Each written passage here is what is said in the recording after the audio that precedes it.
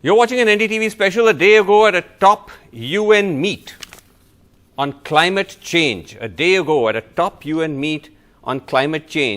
the Prime Minister made a series of ambitious pledges meeting India's climate goals. And now, while there was general acclaim for this around the world, there was some skepticism by opposition parties in India. I'm joined by Jairam Ramesh.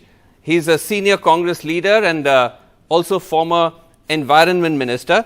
Jairam Ramesh, now we'll just get into the nitty-gritties of whether some of those commitments are realistic or not. But the wider point being made is that at least a country like India, considered to be a major economy and also a major polluter, at least turned up and made significant pledges, unlike countries like China, where the premier didn't even turn up. And yet, you seem skeptical. No, Srinivasan, this is a complete misreading of the situation. Okay. I think the broader point, without getting into the nitty-gritties, the broader point is it's not what you talk in Glasgow that matters, it's how you walk in Delhi that matters. So there is a huge gap between what the Prime Minister has unveiled in Glasgow, which is a continuation in many ways of what has been unveiled in Paris and previous conferences, and the reality of what is happening at home. Environmental laws are diluted, forest laws are being diluted, coastal regulation rules are being diluted, environmental regulatory institutions are being emasculated. So, on the one hand, you are saying that you are the great custodian of the planet and you're the Vishwa Guru of the environment, but domestically, what are you doing? Okay. That's the broad point that we need to talk about. Okay, I will come to that point in a second, Jairam Ramesh, but if the government's counter to that is to say that, look, it's not as if we aren't walking the talk. If you look at the component or the percentage of renewable energy or clean energy in our overall energy basket, it's actually shot up dramatically. In fact, it's shot up much more or much higher than it did under the UPA years when you were environment minister. No. I mean, see, these comparisons are completely misplaced. Okay. When I was environment minister, solar costs were over 15 rupees a unit. Today, solar energy is costing you less than 3 rupees a unit. So any government is bound to take advantage of this dramatic declines in solar costs. So, there have been phenomenal advances in renewable energy technology, particularly in solar, and India has capitalized, and rightly so. I mean, who can argue the fact that India should become the largest solar power producer in the world is something that transcends politics. Right. It depends on technology, it depends on a variety of other factors. Okay. But that's not the be-all and end-all of environmental protection. Okay. You can have all the solar energy in the world, but if you're going to treat forests, if you're going to amend your forest laws, if you're going to amend your environmental protection laws, then there is this gap between what you're saying and what you're actually doing. Okay, but and again, as I said, I will come to those questions you raised about the dilution or the dismantling of the environmental laws and the environmental architecture.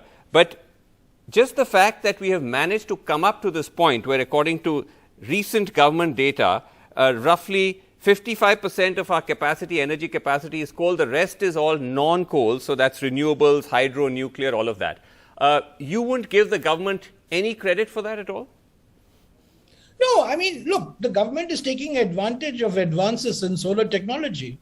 When as I said, when I was the environment minister, Sure. we had a target of 20,000 megawatts of solar based on a certain price of solar.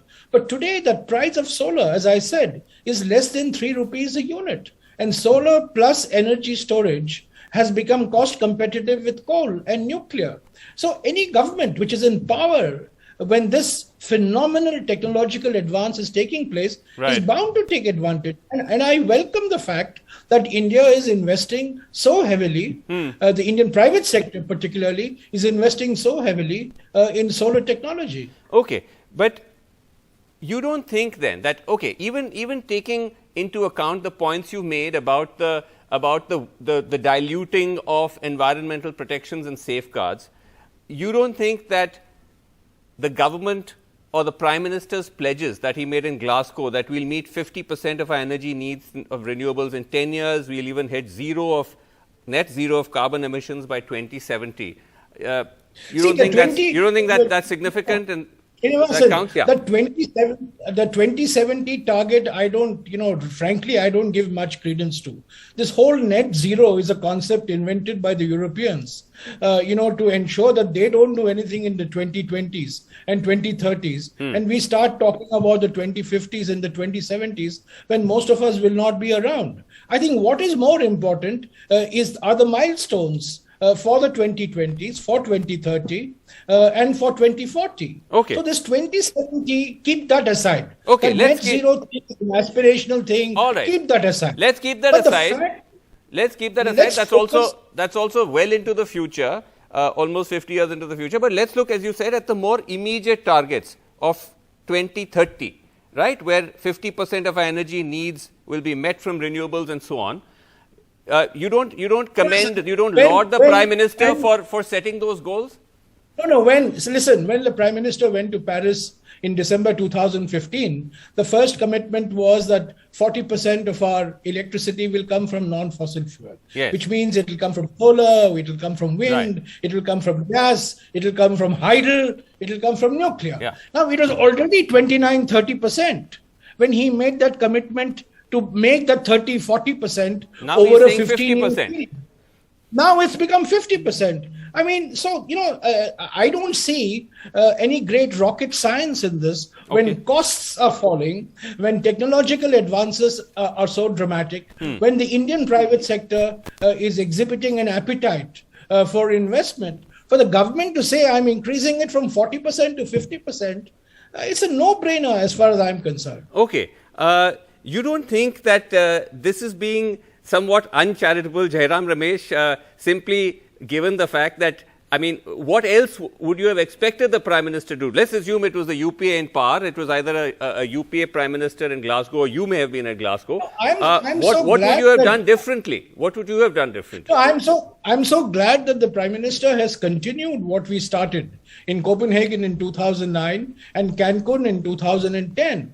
When Dr. Manmohan Singh and I unveiled our targets, our ambitions, our vision, what our future is going to be, right. We were criticized by Mr. Jaitley, by Mr. Modi, and by the BJP.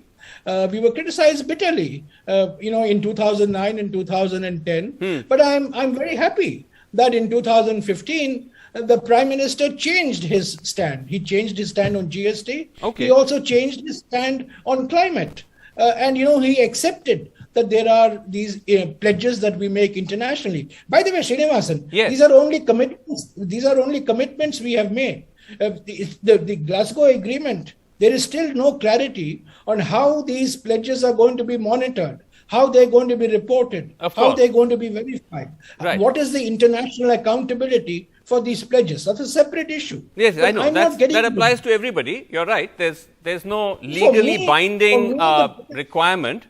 But Jairam Ramesh, tell me this though, because you and now let me come to the substantive part of your argument, where you're saying there's a certain double standards here, that when the Prime Minister or the government goes abroad, they preach climate responsibility, environmental responsibility, but in India, they're stripping away rights, they're stripping away environmental protections. Now, let's take that at face value for a moment, because there's no one here from the government to contest that. But how do you link that then to the problem of climate change, to these pledges that are being made at the global stage? The climate change is the consequence of a large number of actions. It's a consequence of deforestation. It's a consequence of land degradation. It's a consequence of contamination. It's a consequence of the way we manage our wetlands. So, why is climate change taking place? It's a cumulative set of factors, and for which we have laws, for which we have standards, for which we have institutions. Right now, as we speak, Srinivasan, there are proposals to amend the Forest Conservation Act. There are proposals to amend the draft environmental assessment, the environmental impact assessment notification, right. The draft floating around. There are proposals to amend the coastal regulation zone rules. And there is a proposal which wants to change the Environment Protection Act into an Environment Management Act. Right. I mean, these are all, this is reflective of a certain mindset. So my basic point is this. Yeah. Whatever you talk internationally, Right. whatever you pledge internationally may get you great headlines. And your drum beaters domestically will, of course, praise you. But the reality, the hard reality is that day after day, week after week, month after month, environmental laws, environmental standards, environmental regulations are being diluted and weakened. Okay. And environment, look at how the government has dealt with the National Green Tribunal, for example. Okay. I mean, complete emasculation of the National Green Tribunal. Okay. So this is what my big problem with this government is. Understood. But let me ask you, as we wrap, Jairam Ramesh, the wider, again, bigger question dilemma, which in a sense, again, transcends or ought to transcend politics, which is that when you say that you are scaling away from coal as a source, what happens to